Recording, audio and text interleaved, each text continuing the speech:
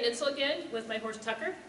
And this is a bonus episode. I thought I would just take a few minutes to show you how I'm going to ask him to bring his head down for me. So there's a couple different ways that I can do this.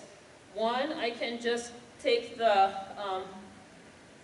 halter or my lead rope and then just slowly kind of start putting some pressure downward. As he brings his head down, I'm going to release. Okay. So I'm going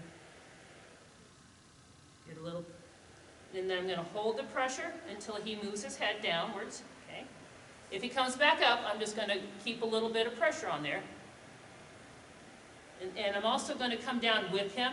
Horses get a little bit worried sometimes if you hover over them, especially when you're first teaching them to do this, and if they're a little bit concerned about you to begin with.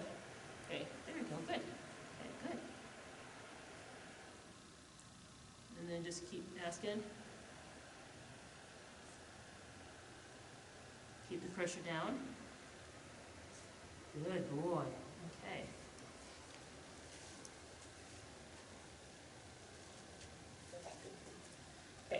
And then another way that I can do this, and one of the reasons I want to do that with him is because he tends to be, a little bit concerned about things up around his ears. So I'm just going to take my rope, put it around his neck, and then scoot it as close to his ears as he'll let me, which that's pretty good for him. Okay. And then I'm just going to take the rope, again, put some downward pressure on there. As he puts his head down, I'm going to release. There, he's bumping up against it. There you go, good. And so as long as I'm going to put pressure, if he comes down, I'm going to release. If he comes back up, he's going to hit the pressure again. Good boy. Oh, there he popped it up. Okay, so what I kind of want to do is actually, no. Give him a treat while he's down there, so having his head down there is a good deal.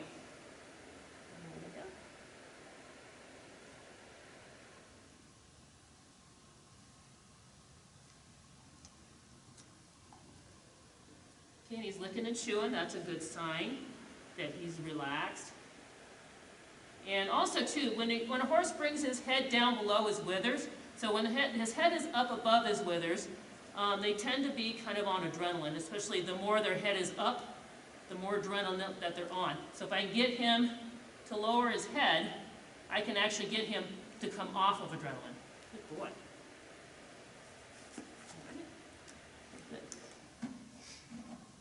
Okay.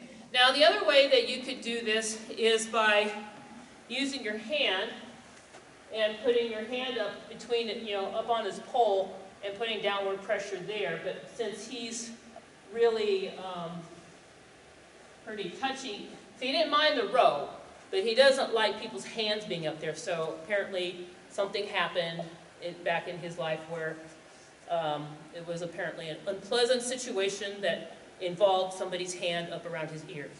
So, until he gets a little bit more comfortable with my hand being up there, and I can actually, if I come from this direction, he's not too bad, although you can see he's still kind of not too sure about that. So until he gets better about having my hand up there, I'm not really going to ask him to do that, because basically all it would probably be is a fight, and we don't really need to do that because I have other ways of asking him to do that. But but we keep working on getting him more and more comfortable with my hand being up there.